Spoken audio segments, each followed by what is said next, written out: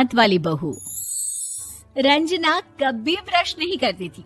उसे कितनी बार उसके माँ बाप ने डांटा, लेकिन उसका कोई असर उस पर होता ही नहीं था, जिस कारण से उसके दांत पीले पीले हो जाते हैं। शादी के बाद। अरे बहू, वैसे तो तुझ में कोई कमी नहीं है, पर तेरे दांत इतने पीले कैसे हैं बेटा? कैसे मतलब? कोई सर्जरी थोड़ी ना कराइए। वो तो क्या नाम, मैं ब्रश नहीं करती थी तो पीले हो गए। अब क्या करूं? आप कहे तो लाल करवा लूं या फिर काले? यार ये क्या है, क्यों माँ से लड़ रही हो? लड़ रही हूँ? अरे मैं लड़ रही हूँ या ये बोल रही है कि दांत पीले हैं, पीले। अरे तपस्या थोड़ी ना की है इन्हें पीले करने के लिए। बकायदा ब्रश नहीं किया है 20 साल तक, तब जाकर। छी, कैसी बात कर रही हो? ये उस वक्त तो पीले नहीं थे जब हम लोग तुम्हें देखने आए थे। अरे तब साफ करवा लिया होगा डेंटिस्ट के पास जाकर। अब देखो कैसे पीले पीले लग रहे हैं।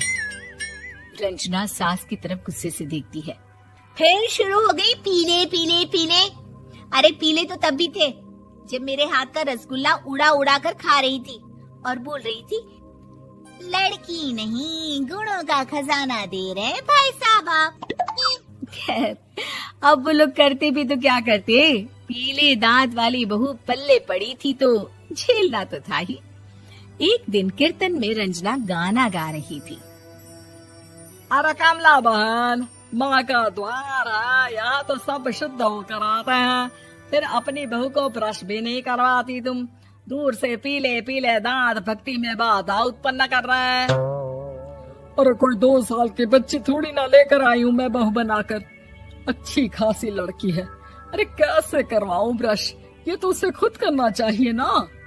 अब माँ बाप तो इसके जैसे तैसे निपटा दिए, ये नहीं सोचा कि सास कैसे संभालेगी।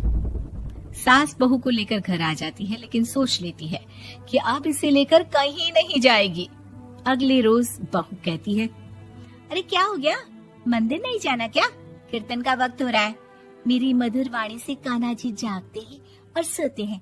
आप तो जानती है ना उनकी भक्ति में कितना मन लगता है मेरा।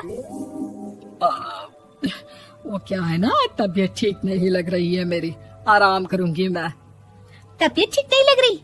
अभी तो मिथुन के गाने पर नाच रही थी आप, और अब बोल रही है कि तबीयत ठीक नहीं लग रही। अरे भक्ति में मन लगा लो सासू माँ, ऊपर जाना है, क्या मुंह दिखाओगी आप? हाँ? सास को बहू की बात पर गुस्सा आ जाता है। मैं क्या मुंह दिखाऊंगी, इसकी चिंता तो ना कर, समझी? अपने मुंह की चिंता कर, जो ये पीले पीले दांत लेकर हर जगह पहुंच जाती है। पता है लोग कितना मजाक बनाते हैं। ना जी ना, मैं नहीं जाना कहीं तेरे साथ। तो ये बात है, कोई ना, मत जाओ, मैं अपने कमरे में ही बैठकर भक्ति कर लूंगी। ऊपर वाला दांत थोड़ी ना देखता है, मन देखता है, भावना देखता है। और अरे बस बस, तू सब कुछ दिखा, बस ये सफेद चमकदार दांत ना दिखाना किसी को, है? जा यहाँ से। बहू को सास की बात का कोई फर्क नहीं पड़ता, वो तो जैसी थी वैसी ही रह जाती है। सुबह नहाकर किचन में खाना बनाना, फिर खाना खाना, कीर्तन भजन करना और सो जाना। एक दिन, माँ जी मैं सहेली के घर जा रही हूँ, शाम को लेट आऊंगी। हाँ हाँ तो जाना, मैंने कौन सा तेरी आरती करनी है घर पर बैठकर। रंजना सहेली के घर जाती है, जहाँ वो पार्टी में जाने की तैयारी कर रही होती है। अरे शिखा, कहाँ जाने की तैयारी कर रही है? मैं गलत वक्त पर आ गई क्या? अरे नहीं यार, उल्टा सही वक्त पर आई है। मैंने ये साड़ी और ज्वेलरी निकाली है यार, शाम को इनके ऑफिस की एक पार्टी में जाना है। बताना कैसा लग रहा है ये सब? नहीं यार, इस ड्रेस के साथ तो वो वाली ज्वेलरी अच्छी लगेगी। हाँ हाँ सही बोल रही है, मैंने ध्यान ही नहीं दिया। वैसे तो हमेशा से मस्त फैशन सेंस रखती है। तो बड़ा जाती होगी ना पति के साथ पार्टी में। रंजना कुछ नहीं बोलती, बस सोचती है कि यार काश ये बात सही हो जाती, पर मैं क्यों नहीं जाती पार्टी में? क्या इन लोगों की कोई पार्टी होती नहीं होगी? रंजना घर आती है और रात में पति से सवाल करती है, एक बात बताइए, आप मुझे किसी पार्टी में क्यों नहीं ले जाते? क्या आपके यहाँ ऑफिस में पार्टी नहीं होती? पति बेचारा क्या कहता कि दांत पीले हैं तुम्हारे इसलिए। अरे कोई पार्टी होती नहीं हम लोगों के ऑफिस में, तो कहाँ से लेकर जाऊं? और मार्केट, मॉल, कहीं वीकेंड घूमना, कहीं तो। अरे यार, सारे हफ्ते में एक छुट्टी मिलती है, तो सोचता हूँ कि आराम ही कर लूं। क्यों? रंजना मन मार के रह जाती है। पहले कभी सास के साथ मंदिर जाया करती थी, लेकिन वो भी सास ने ले जाना बंद कर दिया। घर बैठी बैठी रंजना बोर हो जाती है। तभी उसे आइडिया आता है और वो मायके जाने का सोचती है। सासू माँ, 2 दिनों के लिए मम्मी के घर जा रही हूँ। अच्छा ठीक है, आराम से जा। और हाँ, माँ से कुछ अच्छी आदत सीख कर आना कि कैसे शरीर के हर भाग की तरह दांतों की सफाई भी जरूरी होती है, समझी? शुरू हो गई ना आप। वो लोग आपकी तरह नहीं है कि छोटी छोटी बात का बतंगड़ बना दे। उन लोगों के लिए मैं मायने रखती हूँ, ना कि मेरे पीले पीले दांत। रंजना माँ को बिना बताए उन लोगों को सरप्राइज देती है, लेकिन जैसे ही वो दरवाजे पर पहुँचती है, अंदर देखती है कि घर वाले कहीं जा रहे होते हैं। अब माँ, काश रंजना दीदी के दांतों वाली प्रॉब्लम नहीं होती, तो वो भी हम लोगों के साथ चलती ना बुआ जी की बेटी की शादी में।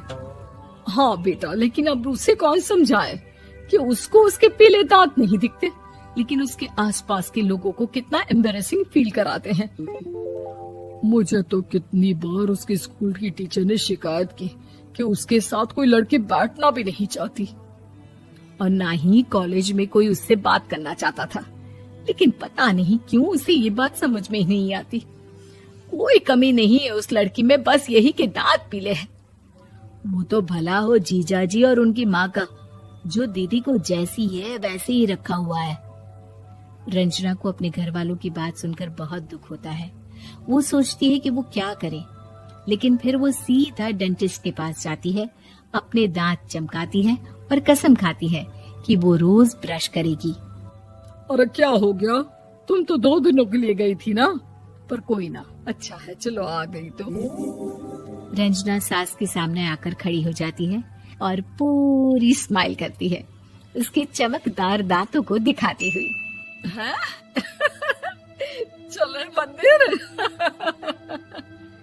माँ, मुझे माफ कर दीजिए, मैंने आप लोगों को बहुत एम्बैरेसिंग फील करवाया। मैं आज से रोज ब्रश करूंगी।